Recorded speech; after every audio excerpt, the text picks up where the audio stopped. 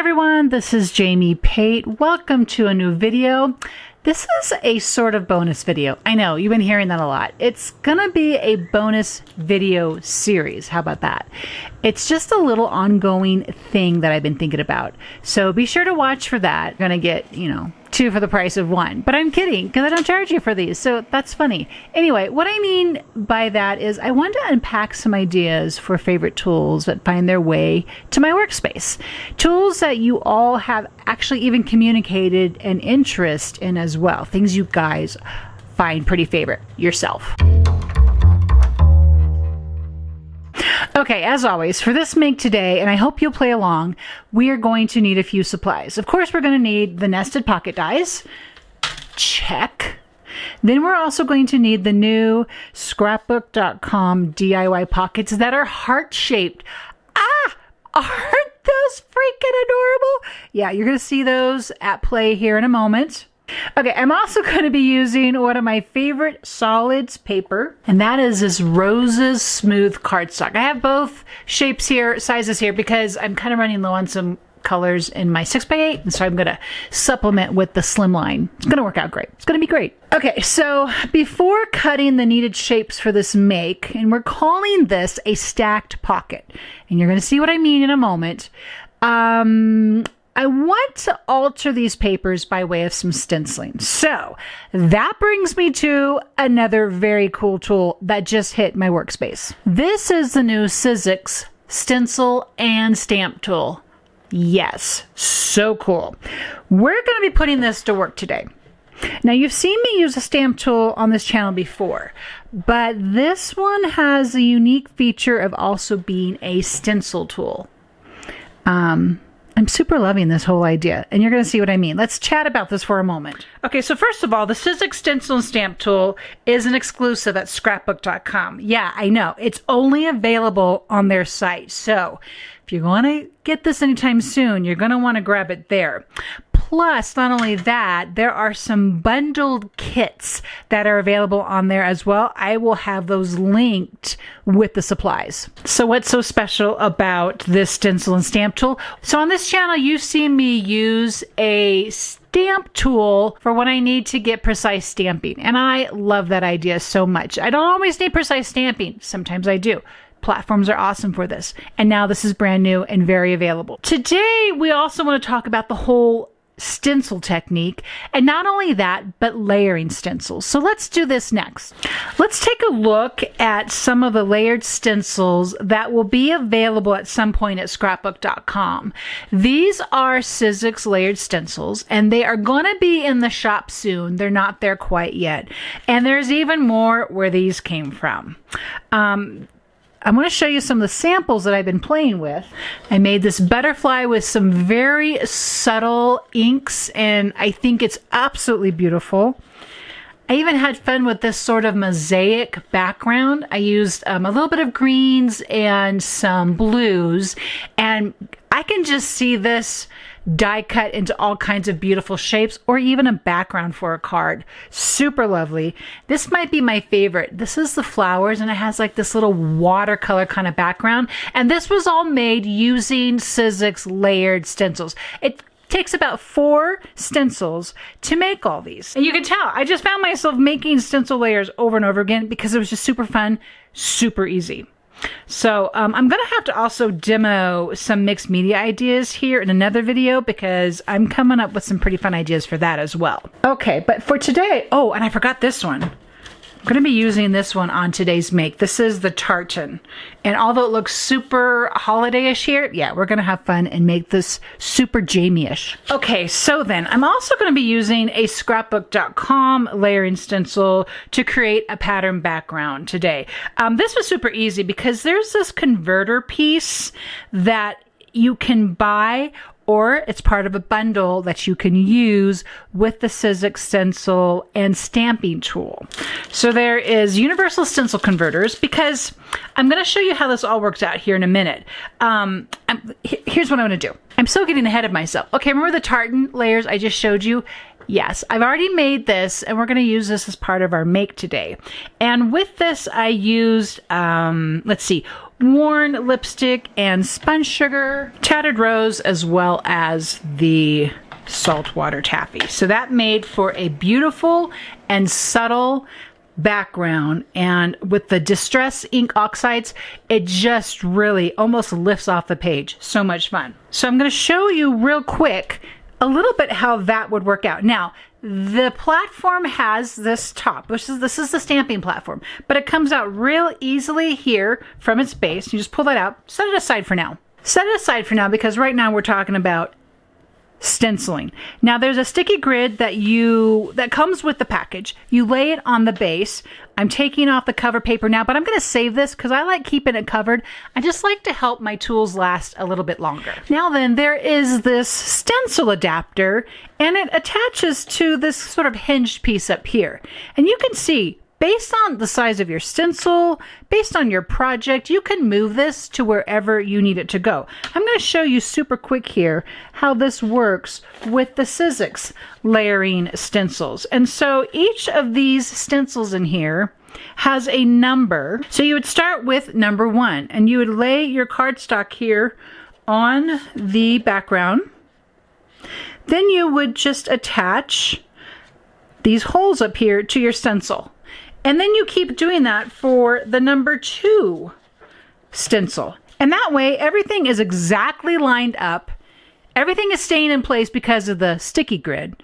And you're going to make for beautiful patterned backgrounds or images based on which stencil you're using. And that's how I came to make this. Now, let's talk about a stencil that isn't from the Sizzix layering stencil system. So we've already made sure the sticky grid is layered on the base of the tool. And we've already removed the cover sheet. And like I said, I want to remind you, save those and cover back up when you're not using your tool. We've already attached this, I'm going to kind of move this down a little bit. We've already attached the stencil adapter right here to the surface. For the pattern that I want to make, I'm going to use the slimline paper from the Roses cardstock, and I'm just going to lightly adhere it to the sticky grid. Now I'm going to grab one of these converter pieces, and it looks like this. I mentioned earlier the scrapbook.com heart patterns. Now these are layering stencils as well. And this is your solid, which would make for a lovely design all on its own. But wait, there's more. There's also this layering piece. So you would start with the solid heart first. What you're going to do is take the converter piece and attach it here to the top so that you are still able to line these 2 holes up with the holes on the adapter. And these fit pretty snug, so I'm just snapping those in place. Then I'm going to kind of go over this adhesive part of the converter and just make sure it's going to stay nice and attached to the heart stencil. So obviously I'm going to stencil the heart pattern first. I'm going to come in with the Distress Oxide. I'm going to use the sponge sugar. I like how this sponge sugar color plays and sits on this Roses cardstock. It's kind of a darker cardstock, and the sponge sugar is lighter, and it's just a perfect combination. So I'm going to get all the hearts stenciled on here first. All right, now finishing that up, I'm going to lift the stencil off of the project base, and because these converters are reusable, I'm going to do something first. Because this is my layering portion, and you don't have to do this with the Sizzix layers, that's set up a little different. But because this is now going over an existing pattern, I want to make sure that's lined up first. Then I'm going to come bring my converter, pop it on the adapter, snap it on, and like I did before, just take that adhesive part and make sure it's adhered very well. And so now I'm all in place for adding this layer on top of the solid hearts. Love this so much. What I'm going to do is grab the worn lipstick. So now you can use the scrapbook.com's, you can use their ink blending tool. That works. It's just that firstborn perfectionist tendency. I just like to add a little bit more detail exactly where I want it. So I'm using this Alta Nu detail brush to add in the stenciling layer over the solid hearts. And I'm going to go ahead and cover all the solid hearts that I have on here already. I don't need this whole entire piece of paper, and that's okay because I'll just now have a background already made for another time, another use. So I'm going to cover this all up and show you the results. Okay, now that the stenciling is done, I'm just going to remove the stencil converter from the stencil adapter. Just kind of pops up, remember. Then I can remove the stencil from the converter, and I'm going to cover the converter adhesive back up, and I'm going to save it to use for another time. And what I love after that is how nicely these tools play together. And I love, hopefully you can see that, I love how the second layer is now sitting on the first layer, and I just have this great pink and subtle background with the help of the stencil tool, keeping all the things in place. So I'm going to actually hit this with a heat gun, and then we're going to craft the make. Okay, from this first pattern, I'm going to cut out my first pocket in this pocket stack. And I'm going to grab the second to the largest pocket die, and I'm going to probably place it right on here and get this cut out. I also went ahead and cut out some additional pockets, and I'll refer back to those in just a moment. From the heart pattern, I'm going to cut out a heart pocket. How great is that? And I'm going to use the smaller pocket, so I'm going to get that cut next. Okay, notice there's plenty of room here on this pre-stenciled paper to make another pocket, so don't throw that away, or go ahead and make another pocket while you have your die cutting machine at the ready. You see here I've made some additional pockets, and because I need them to be full pockets, I went ahead and trimmed out Rose's cardstock. It's about 3 3/8 by 3 1/4 to cover this back of the pocket, and so I made a couple of those, and then I'm going to do the same thing with the front pocket and get that ready to make our stack. So now this first pocket, I keep wanting to call it a large pocket. It's the first pocket in the pocket stack. Because these other pockets aren't going to matter that whether they have a pattern on them or not, because it's going to look like that. So I am going to show you just really how simple it is to back this up and make it a complete pocket. I have another make I'm looking at here on my inspiration board where I didn't back up each pocket, and that worked out really well. We're going to have to make that one here together because I don't think I've shared that one with you. So see, I trimmed it to the 3 3/8 by the 3 3/4. I'm going to add, love this tape, 1/8 inch double-sided adhesive roll, scrapbook.com adhesive, scrapbook.com exclusive. It's a constant go-to, especially with these pockets when you just need a little tiny bit of good adhesive on a little tiny space, which is exactly what these little flaps are. They're kind of small. Okay, so use a bone folder or something of that quality to make sure you've got really good creases on your pocket flaps. Plus it also helps to be able to pull up the adhesive. Okay, so I'm going to make sure I have this the right way. I believe I do. I like to, actually where I like to add it, just to make sure my measurements are right, I like to add it here to the top so that it's not too high and it's not too far down on the pocket as well. And then just, again, come in with some sort of bone folder and give that a good crease again. So now we have our main pocket. I'm going to go ahead and attach these two to each other. This simple. Just a piece of adhesive right in the middle. Line up your next pocket, and you have the beginning of your stack. Isn't that great? Love it! Okay, now to finalize this pocket and to give it some embellishment nods. Yes, embellishment knots. Before I attach my main pocket to this stack, I'm going to wrap this piece of ribbon. You can use twine or fabric, or you can use nothing at all. This is all the embellishing, obviously, is completely optional. But I love to make a bow the right way the first time, but I do love I just love having, especially when I DIY the seam binding, and I have a video of that coming up soon. I get a lot of questions about that.